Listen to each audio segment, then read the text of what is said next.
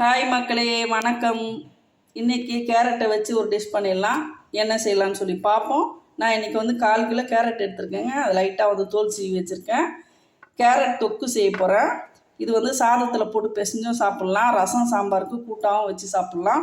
ரொம்பவே சூப்பராக இருக்கும். ஈஸியான மெத்தடில் எப்படி செய்யலான்னு சொல்லிட்டு நான் உங்களுக்கு சொல்கிறேன். 1/4 கிலோ கேரட் எடுத்து லைட்டாக தோல் சீவி வச்சுக்கோங்க. ஒரு 4 தக்காளி பழம், ஒரு 4 வெங்காயம், கொஞ்சமாக கருவேப்பிலை, கொஞ்சமாக வந்து ஒரு 10-12 பூண்டு தட்டிக்க தான் போகிறோம். அந்த பூண்டை, இந்த கேரட்டை லைட்டாக வந்து கத்தியில் வந்து சின்ன சின்ன பீஸாக வந்து மிக்சி ஜாரில் வந்து துருவுற மாதிரி கட் பண்ணிக்கலாம். கையில் வந்து அரியறதை விட நான் செய்கிற மெத்தடில் வந்து மிக்சி ஜாரில் வந்து அரைச்சி எப்படி செய்கிறேன்னு சொல்லிட்டு நான் உங்களுக்கு செய்து காட்டுறேன். இது பிரகாரம் செய்யும்போது நம்மளுக்கு வந்து தொக்கு வந்து ரொம்பவே சூப்பராக வருங்க. இப்போ இந்த கேரட்டை வந்து பொடியாக கட் பண்ணிக்கலாம். இப்போ இந்த கேரட்டை வந்து சின்ன சின்ன பீஸாக வந்து நம்ம கட் பண்ணிக்கலாம். சும்மா ஓரளவுக்கு மீடியமாக கட் பண்ணால் போதும். இந்த மாதிரி கட் பண்ணிக்கலாம். இப்போது மிக்சி ஜாரில் போட்டுக்கலாம். நான் இதே மாதிரி எல்லாத்தையும் கட் பண்ணிவிட்டு உங்களுக்கு காட்டுறேன். பாருங்கள், இந்த மாதிரி கட் பண்ணியாச்சு. இப்போ வந்து இதை எடுத்து முதல்ல நான் வந்து கேரட்டை நல்லா வந்து தண்ணியில் அலசிட்டு தோல் சீவிட்டேன். 2 பாதியாக போட்டு துருவிட்டு வந்துடலாம். ரொம்ப வந்து ஃபாஸ்ட்டாக விடக்கூடாதுங்க. பல்ஸ் மூடில் விட்டிங்கன்னா தான் உங்களுக்கு துருவினா மாதிரி வரும். நான் துருவிட்டு எப்படின்னு காட்டுறேன். பாருங்கள், அரைச்சாச்சு. நம்மளை கையில் வந்து அரிஞ்சோம்னா இந்த மாதிரி அரிய முடியாது. பாருங்கள் எவ்வளோ சூப்பராக வந்திருக்கு பார்த்தீங்களா. இவ்வளோ பொடியாக அரியவே முடியாது, ரொம்பவே சூப்பராக இருக்கும். இப்போ நான் வந்து ஒரு 3 ஓட்டு தாங்க ஓட்டினேன். 3 ஓட்டில் பாருங்கள் எவ்வளோ சூப்பராக வந்திருக்கு பாருங்கள். நிறைய நேரம் நான் வந்து வெஜிடேபிள் வந்து மிக்சியில் தான் அரைக்கக்கூடாதுங்க. துருவனை 3 முறை விட்டால் போதும். இப்போ இதையும் அரைச்சிடலாம். காய்கறியாக இருந்தாலும் இந்த மாதிரி வந்து அரிஞ்சிங்கன்னா ரொம்பவே ஈஸியாக இருக்குங்க. இப்போ இதையும் நம்ம வந்து துருவிட்டு வந்துடலாம். அவ்வளோதான், இதையும் வந்து துருவியாச்சு. இப்போ ஒரு தட்டில் போட்டுடலாம். பாருங்கள், கடைசி வரலாம் எவ்வளோ சூப்பராக வந்திருக்கு பார்த்தீங்களா. இந்த டிப்ஸு உங்களுக்கு ரொம்பவே பிடிக்குங்க. பிடிச்சதுன்னா ஒரு லைக் கொடுத்துருங்க. வந்து தக்காளி அரிஞ்சு ஜாரில் போட்டுக்கலாம். இந்த 4 தக்காளியை நான் வந்து கட் பண்ணி போட்டுக்கிறேங்க. இதை வந்து நல்லா வந்து இதே மாதிரி ஒரு துருவிட்டு வந்துடலாம். நான் அரைச்சிட்டு காட்டுறேன். தக்காளியை நான் துருவிட்டேன் பாருங்கள். இப்போ இந்த மாதிரி திப்பியாக இருக்கணும் பாருங்கள். இந்த மாதிரி திப்பியாக இருக்கணும். இதையும் வந்து அப்படி ஒரு ஓரமாக வச்சிடலாம். நீங்கள் தக்காளி சாதம் செய்கிறதா இருந்தால் கூட இந்த மாதிரி துருவிட்டு செஞ்சிங்கன்னா ரொம்பவே சூப்பராக இருக்கும். அடுத்து பூண்டை வந்து இந்த மாதிரி 1க்கு 2 வந்து இஞ்சி பூண்டு கல்லில் தட்டி வச்சுக்கோங்க. அடுத்து வெங்காயம் வந்து நான் ஒரு 100 கிராம் எடுத்துருக்கேங்க. 100 கிராம் வந்து பொடியாக கட் பண்ணி வச்சுக்கோங்க. 1/4 கிலோ கேரட்டுக்கு 100 கிராம் வெங்காயம் தக்காளி கரெக்டாக இருக்கும். இப்போ ஒரு கடாயை வச்சுக்கலாம். கடாயில் ஒரு 50 மில்லி அளவு கடலை எண்ணெய் ஊற்றிக்கிறேன். எண்ணெய் காயட்டும். கடுகு போட்டுக்கலாம். கடுகு நல்லா பொரியட்டும். கடுகு நல்லா பொரிஞ்சிருச்சு. இப்போ வந்து பூண்டு தட்டி வச்ச பூண்டை போட்டுடலாம்.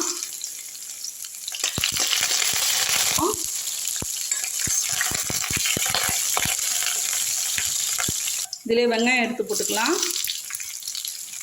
நல்லா வதக்கி விட்டுருங்க. இந்த கேரட் தொக்குக்கு நான் வந்து 2 டீஸ்பூன் அளவு குழம்பு மிளகாத்தூள் எடுத்திருக்கேன். நீங்கள் ரெட் சில்லி இருந்துச்சுன்னா அது ரெட் சில்லி 1 டீஸ்பூனும் தனியாத்தூள் 1 டீஸ்பூனும் எடுத்துக்கோங்க. வெங்காயம் நல்லா வதங்கட்டும். இதிலே கருவேப்பிலை எடுத்து போட்டுக்கலாம். முடிஞ்ச அளவுக்கு கருவேப்பிலையை வந்து எந்த சமையலாக இருந்தாலும் எல்லாத்துலேயும் பொடியாக அரிஞ்சு போடுற பழக்கம் வச்சுக்கோங்க. கருவேப்பிலையை முழுசாகவே போடாதீங்க. முழுசாக போட்டிங்கன்னா எடுத்து போட்டுருவாங்க. இப்படி பொடியாக இருக்கும்போது அட்லீஸ்ட் பாதியாசம் வயிற்றுக்குள்ளே போகும். நல்லா வதங்கிடுச்சு. இப்போ தக்காளி வந்து துருவின தக்காளி எடுத்து போட்டுடலாம். பாருங்கள் எவ்வளோ சூப்பராக இருக்கு பார்த்தீங்களா. நம்ம அரைச்சா கூட இந்த மாதிரி வராது. மிக்சி ஜார் ஒன்று போதுங்க. இந்த ஸ்பெஷலாக அதுக்குன்னு சொல்லிட்டு ஜார்லாம் வாங்குறாங்க பார்த்தீங்களா, வெஜிடபிள் கட்டர்னு சொல்லிட்டு தனித்தனியாக வாங்குறாங்க. அந்த மாதிரிலாம் நான் இதுமாரி வாங்கினதே கிடையாது. மிக்சிலேயே வந்து எல்லாமே வந்து நான் வந்து எப்படிலாம் பயன்படுத்த முடியுமோ பயன்படுத்துவேங்க. தக்காளி சோறுக்கெலாம் இந்த மாதிரி செய்யும்போது ரொம்பவே பக்குவமாக வருங்க நம்மளுக்கு. 1/4 கிலோ காய்க்கு நான் ஒரு 1 டீஸ்பூன் அளவு கல் உப்பு போடுறேன். அதை நல்லா வதக்கி விட்டிங்க. உப்பு போட்டு வதக்கும்போது சீக்கிரமே வதங்கிடும். நல்லா பச்சை வாசனை போகிற அளவுக்கு நல்லாவே வதங்கட்டும். நல்லா வதங்கிருச்சுன்னா அப்படியே எண்ணெய் பிரிஞ்சு தனியாக வருங்க. அதுதான் இங்கே வந்து பக்குவம். அவ்வளோதான். இப்போ மிளகாத்தூள் போட்டுடலாம்.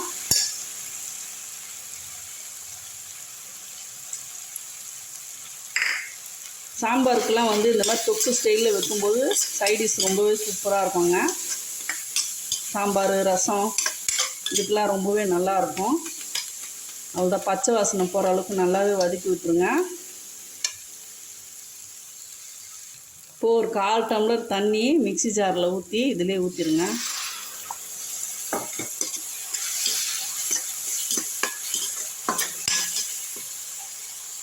தண்ணி ஊற்றினோன்னா நல்லா எண்ணெய் பிரிஞ்சு வர அளவுக்கு நல்லா வதக்கி விட்டுருங்க. நல்லா வதங்கட்டும். அப்படியே ஒரு நிமிஷம் விட்டுருவோம். ஊற்றின தண்ணி வத்திருச்சு, எண்ணெய் பிரிஞ்சு வந்துருச்சு பாருங்கள். இந்த மாதிரி செய்துட்டு இட்லி தோசைக்கு இப்படியே வச்சு சாப்பிடும்போது இட்லி தோசைக்கு ரொம்ப அல்டிமேட்டாக இருக்கும். இப்போ கேரட் எடுத்து போட்டுடலாம்.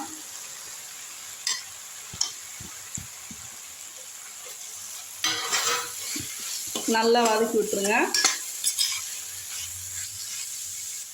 ஒரு நிமிஷம் கிட்ட நல்லா வதக்கி விட்டுட்டு ஒரு 1/2 டம்ளர் தண்ணி ஊற்றிடலாம். நல்லா 1 நிமிஷம் வதங்கிடுச்சு. ஒரு 1/2 டம்ளர் அளவுக்கு தண்ணி ஊற்றிக்கலாம் இந்த காய் வேகிறதுக்கு. நிறைய தண்ணி ஊற்றாதீங்க, 1/2 டம்ளர் போதும். இது நல்லா கிண்டி விட்டுட்டு அப்படியே ஒரு தட்டு போட்டு மூடிடலாம்.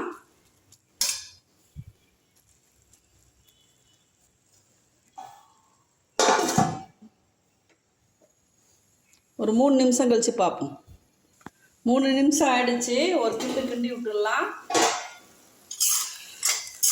பாருங்க, ஒரு அரை பாயில் ஆஃப் பாயில் வெந்துருச்சு.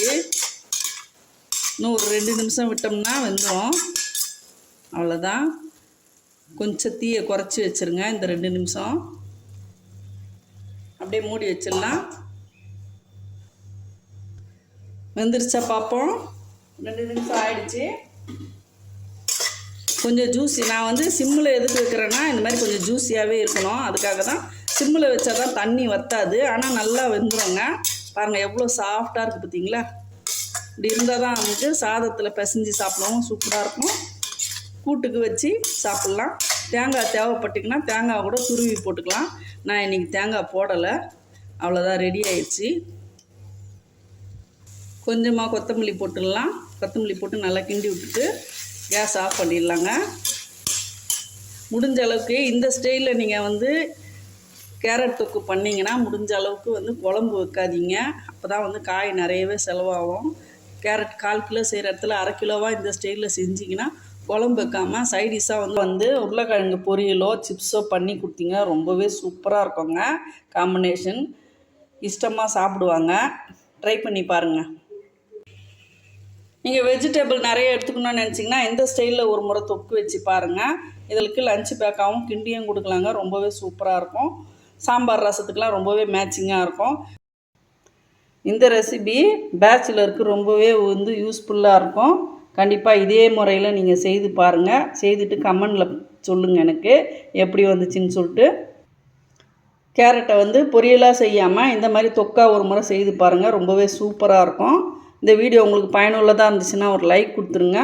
வீடியோ பிடிச்சிருந்தா லைக் பண்ணுங்கள், ஷேர் பண்ணுங்கள், சப்ஸ்கிரைப் பண்ணால் மறக்காதீங்க. தேங்க்யூ மக்களே.